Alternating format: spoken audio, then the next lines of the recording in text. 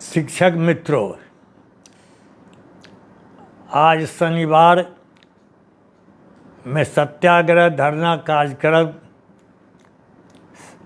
समाप्त करके घर लौट रहे होंगे और कल रविवार के कारण आप विश्राम करेंगे और सोमवार को फिर प्रातःकालीन विद्यालय में पठन पाठन के बाद धरना स्थल पर जाने की तैयारी करेंगे।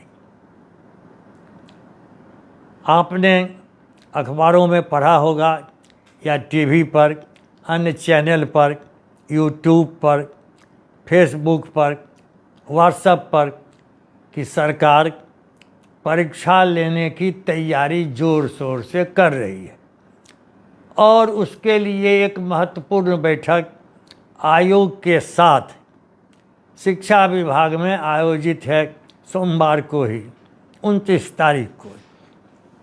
आपके मन में तरह तरह के प्रश्न उठ रहे होंगे।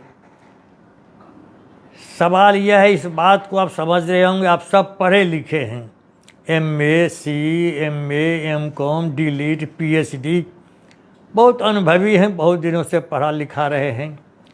आपको इस अध्यापक नियमावली 2023 का अध्ययन करना चाहिए। इसमें जो कंडिका 7 है और कंडिका 8 है उसको फिर से एक बार पढ़िए। उसमें स्पष्ट लिखा है कि आप कंडिका 7 में जो नियुक्ति की प्रक्रिया उपबंधित है आप भी पात्र होंगे, लेकिन पंचायती राज में कार्यरत शिक्षकों के लिए सरकार अलग से नियम बनाएगी। आज तारीख 27 बीत रही है, यानी 3-4 दिन के बाद महीने का अंत होगा। कंडिका 8 को अभी तक सरकार ने स्पष्ट ही नहीं किया है, इसलिए आप जल्दीबाजी में कोई फैसला शायद नहीं लेंगे। चूँकि आप में इतना विवेक है, इतना ज्ञान है और लगातार संघर्ष करते रहने का भी अनुभव आपको प्राप्त है। और दूसरा भी आपने पढ़ा होगा, कुछ दिन पहले सामान्य प्रशासन विभाग के अंतर्गत एक विकास आयुक्त का पद होता है जिसके नियंत्रण में प्रशासकीय विभाग पदवर्ग की स्वीकृति करता है राज्य के प्रत्येक विभाग से। उसमें जो सरकार का प्रस्ताव था वह था जो उत्क्रमित जो प्राथमिक, मध्य से माध्यमिक, माध्यमिक से +2 हुए हैं उसके लिए ही पदों का सृजन 1,78,000 हुआ है। बाकी जो सरकार गुमराह करती है कि पुराने शिक्षकों को भी हम कहते हैं परीक्षा दीजिए और राजकर्मी का दर्जा देंगे। कहाँ सरकार कह रही है कि आप परीक्षा दीजिए?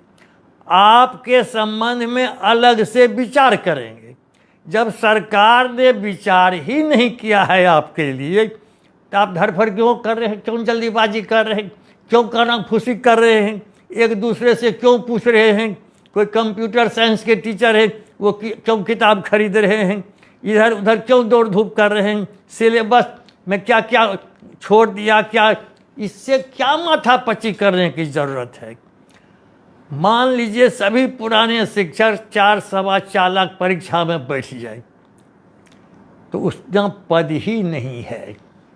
सरकार तो हम जो रोजगार प्राप्त शिक्षक हैं उसको बेरोजगार करने की साजिश की है और अभी तक उसका विज्ञापन नहीं निकला है। आज तक जितने भी विभाग का विज्ञापन आप पढ़ते होंगे भिन्न भिन्न अखबारों में या आप निकालते होंगे नेट से, उसमें लिखा रहता है आवेदन देने की अंतिम तारीख 1, अर्हता यानी क्या क्वालिफिकेशन हमें चाहिए इस पद के लिए वो लिखा रहता है।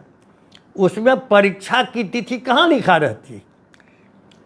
इसके लिए जो व्यवस्था सरकार करती है कि कितने आवेदकों ने आवेदन किया है उसकी संख्या के आधार पर कितने परीक्षा केंद्र हमारे निर्धारित होंगे, एक चरण में लेंगे, 2 चरण में लेंगे, उसी संख्या बल के आधार पर व्यवस्था की जाती है। लेकिन अभी तक तो न विज्ञापन निकला है और इस सरकार का जो आयोग है उसने एक शेड्यूल जारी किया है, उसको भी आपने देखा होगा। और मैं शुरू से कह रहा हूं कि लोकसभा चुनाव के पहले सरकार की नियत ही नियुक्ति की नहीं है, ये साफ साफ दिमाग में बैठा लीजिए। और 2024 जो ही प्रारंभ होगा तो महीना 2 महीना बीतने के साथ लोकसभा के लिए आचार संहिता की घोषणा हो जाएगी, स्वतः नई योजना बंद हो जाएगी। तो लोकसभा चुनाव के बाद फिर जो विधानसभा की अधिसूचित होगी उसमें बहाली की कुछ उम्मीद की जा सकती है।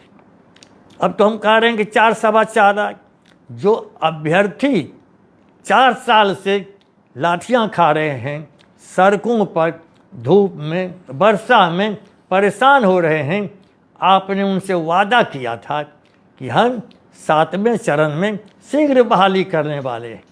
उनका क्या होगा? वे कहाँ जाएंगे? उन पर फिर एक परीक्षा आप लाद रहे हैं। और हम लोगों का साफ कहा, हम लोग परीक्षा के विरोधी नहीं हैं। पहले यदि आपके विभाग के पदाधिकारी के पास बिहार शिक्षा सेवा संहिता अंतिम संस्करण 1961 यदि हो पुस्तकालय सचिवालय में, उलट करके देखिए, प्रोन्नति के लिए विभागीय परीक्षा का प्रावधान पहले भी था। लिपिक के लिए, लेखापाल के लिए भी और सहायक शिक्षकों के लिए, प्रधानाध्यापकों के लिए वेतन वृद्धि तभी मिलती थी जब भी 1 नहीं 2 परीक्षा में उत्तीर्ण होते थे। और हिंदी प्रारूपण टिप्पण की परीक्षा भी अलग से होती थी। ये व्यवस्था पहले से, आज भी सरकारी कर्मचारियों के लिए वह व्यवस्था है। आप यह पढ़ेंगे नियमावली, उसमें प्रोन्नति का कोई प्रावधान नहीं है। 2020 की नियमावली जो अभी भी जिंदा सरकार ने रखा है उसमें प्रोन्नति का प्रावधान है। दोनों का जरा एक साथ टेबल पर रख करके अध्ययन कीजिए। कोई भी ऐसी सेवा नहीं है इस देश में, जहाँ तक मेरी जानकारी है, जिसमें प्रोन्नति का लाभ नहीं मिली।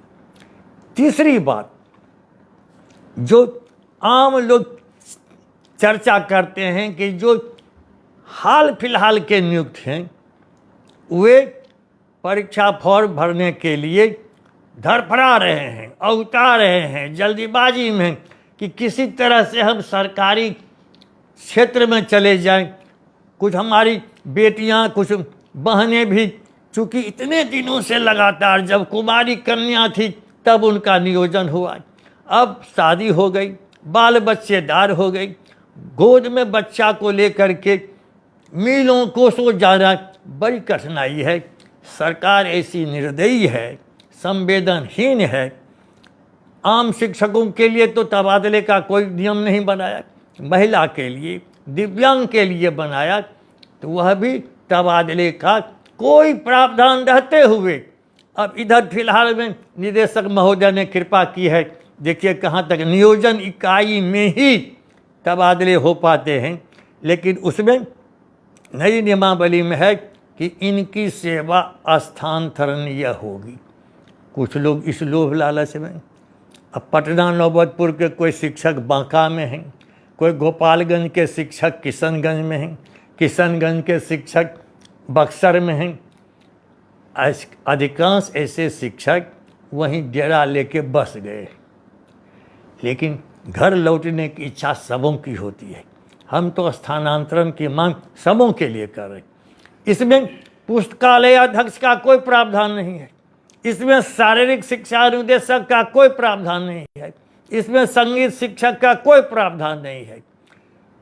ये सारी विसंगतियां हैं और इतना ही नहीं है, जो हम लोग माध्यमिक उच्च माध्यमिक में पढ़ा रहे हैं और जो ज्ञान में कौशल में किसी पुराने शिक्षक, किसी प्राइवेट स्कूल के शिक्षक की तुलना में बहुत ही आगे हैं।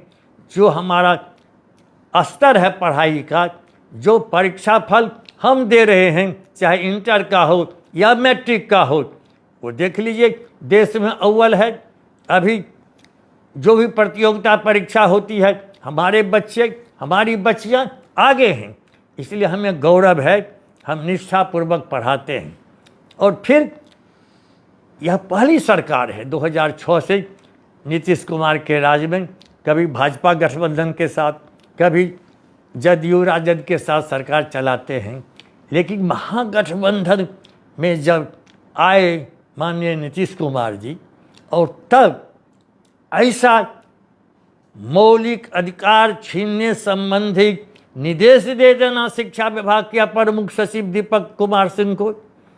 दीपक बाबू को भी भारत के संविधान को उलटना चाहिए, उनके टेबल पर रखना चाहिए कि अनुच्छेद 19 क्या कहता है। जब अनुच्छेद 19 हमारा मौलिक अधिकार है, तो आप उसके खिलाफ में हमको धरना प्रदर्शन पर रोक दीजिएगा, सत्याग्रह करने से रोक दीजिएगा। कई बार मैं दोहरा चुका हूँ कि माननीय मुख्यमंत्री जी, आपने चंपारण की धरती से, राष्ट्रपिता महात्मा गांधी की कर्म भूमि से, संघर्ष भूमि से और किसानों के शोषण, उनकी प्रताड़ना, उनके अपमान के खिलाफ लड़ने वाला राष्ट्रपिता महात्मा गांधी की भूमि के लिए महात्मा गांधी जो आए 1917 में यहाँ पाटलिपुत्र स्टेशन पर उतरे, चंपारण की धरती पर गए। आपने उन दिनों को याद करके कई करोड़ खर्च किया और हमारा बिहार माध्यमिक शिक्षक संघ आपका समर्थन किया। शराबबंदी के महत्वाकांक्षी योजना जो आपने प्रसारित की, हमने हाथ से हाथ जोड़ करके अपने छात्रों के साथ, अपनी छात्राओं के साथ हमने विशाल और दुनिया में नाम हो गया। उसी तरह से जल जीवन हरियाली के कार्यक्रम में, नशाबंदी के कार्यक्रम में, और आज भी हम विद्यालयों में पठन पाठन करके जाते हैं धरना सत्याग्रह पर। ये आम जनता कहाँ सोई हुई है? क्यों नीतीश बाबू पर राजनीतिक दल के लोग इस प्रकार से नैतिक दबाव देते हैं कि अभी तो इन शिक्षकों ने कोई बाधा नहीं पहुंचाई, और तब आप इस तरह से लोकतंत्र की हत्या पर उतारू हैं कि आपको सत्याग्रह करने की इजाज़त महात्मा गांधी की धरती पर नहीं देंगे, इनकी कर्मभूमि संघर्ष भूमि पर नहीं देंगे, इनकी तपोभूमि पर नहीं देंगे। ये गौतम बुद्ध अहिंसा की धरती है, ये बुद्ध की धरती है, ये महात्मा गांधी की धरती है, और इतना ही नहीं, स्वामी सहजानंद सरस्वती की धरती है। अभी अभी अभूतपूर्व दुनिया का किसान आंदोलन हमारे यहाँ महत्वपूर्ण है, लेकिन इस किसान आंदोलन से कीजिए, हम योजना बना रहे हैं, हमने तैयारी शुरू कर दी है कि हम ग्रीष्मावकाश में जन जागरण करेंगे, माननीय विधायकों से संपर्क करेंगे और पूरी जनता को लामबंद करेंगे कि आपके बच्चों के खिलाफ यह सरकार है। जो बच्चे पढ़ा रहे हैं, रोजगार प्राप्त है, इनको बेरोजगार करने की साजिश है और नए लोगों को बेरोजगार रहने देने की साजिश है। जो कह रहे थे कि 10 लाख हम बहाल करेंगे, महागठबंधन की सरकार बन जाएगी तो हम राजकर्मी का दर्जा देंगे, समान कार्य के लिए समान वेतन देंगे, ये बांझ आश्वासन हो गए। इसलिए माननीय तेजस्वी बाबू, आप पर शिक्षकों का ज़्यादा गुस्सा है, क्योंकि आपसे ज़्यादा आशा और उम्मीद करते थे। आप साजिश के शिकार हो रहे हैं। हम अपील कर रहे हैं कि आप बैठिए हम लोगों के साथ, बार बार हम लिख करके दे रहे हैं। ऐसी कोई सरकार होती है कि हमसे बैठ करके वार्ता कीजिए? हम सब उलझन को सुलझा देंगे और आपको कोई आर्थिक घाटा भी नहीं होने देंगे। आप तो तथाकथित आकर्षक वेतनमान कहते हैं, और जो 45,000 पार कर रहा है शिक्षक हमारा प्राथमिक, उसको कहते हैं 27,000 पर जाओ। जो हमारा 30,000 पा रहा है उसको भी घाटा में देते हैं। ये घाटे का सौदा हमारे शिक्षक नहीं करेंगे, ये आत्मघाती कदम नहीं उठाएंगे। और हमारे अन्य जो शिक्षक संगठन हैं, ये अलग अलग जो सोच रहे हैं हम धरना कर देंगे, प्रदर्शन कर देंगे, उपलब्धि हमें प्राप्त हो जाएगी। सस्ती उपलब्धि इस बार नहीं है। संघर्ष लंबा होगा, संघर्ष गंभीर होगा, लेकिन संघर्ष निर्णायक होगा। आप तमाम शिक्षक संगठनों से हम बार बार अपील करते हैं कि आप अपनी महत्वाकांक्षा को थोड़ी देर के लिए अलग रखिए, लेकिन आप अपना बैनर रखिए, आप अपना नेतृत्व रखिए। लेकिन विधानमंडल का सत्र जो ही प्रारंभ हो, अधिसूचित हो, 1 तिथि को हम चारों ओर सीमा का घेराव कर देंगे, पूरे विधानमंडल का घेराव करेंगे। माननीय मंत्री, माननीय विधायकों के आवास पर घेरा डालो, डेरा डालो करेंगे। निश्चित तौर पर लोकतंत्र का तकाजा है और इतिहास गवाह है कि जब जनमत जनबल एक साथ हो जाता है। हम कोई गुनाह कर रहे हैं क्या? हम न्यायोचित मांग मांगते हैं कि बगावत है सरकार से। और यदि न्याय मांगने को आप भीख समझते हैं तो खबरदार नीतीश बाबू, दीपक बाबू, इस भ्रम में मत रहिए।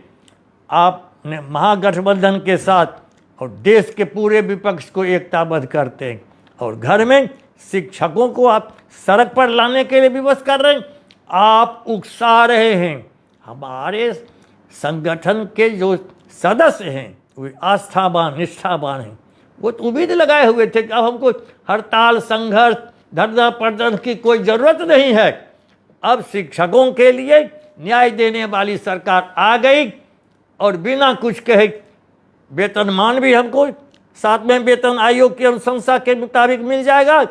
और जो भी विसंगतियां हैं पिछले वेतनमान की, सारी विसंगतियां दूर हो जाएगी। विसंगतियों के संबंध में सारा प्रस्ताव फेंक दिया रद्दी की टोकरी में वित्त विभाग, और वहाँ माननीय विजय बाबू पूर्व शिक्षा मंत्री बैठे हुए। कहीं कोई माने ऐसी बात ही नहीं हो रही है कि पिछली विसंगतियों को भी दूर कर दें। इसलिए मैं बार बार अनुरोध करता हूँ कि लोकतंत्र की रक्षा के लिए, संविधान की रक्षा के लिए और आपकी सरकार पर जो कलंक लग रहा है उसको दूर करने के लिए भी बिहार माध्यमिक शिक्षक संघ तमाम शिक्षकों से अपील करता है, आह्वान करता है कि हम लड़ेंगे, शांतिपूर्वक लड़ेंगे, अनुशासनबद्ध होकर के लड़ेंगे और नेतृत्व की भूख को मिटा करके लड़ेंगे। क्योंकि यह सामान्य हित है। एक ही मांग है, ये राज्य सरकार से एकमात्र मांग हमारी है, तमाम शिक्षकों को सरकारी वेतनमान और सरकारी दर्जा दो। एकमात्र है मांग हमारी, सभी शिक्षक को करो सरकारी। इन्हीं शब्दों के साथ अभी तक के किए गए संघर्ष के लिए बधाई, धन्यवाद और आपके जज्बा को सलाम करते हैं। आने वाले संघर्ष की तैयारी में एकताबद्ध होकर के जुटेंगे। इसी आशा विश्वास के साथ हम आपसे विदा लेते हैं। जय शिक्षक, जय शिक्षक।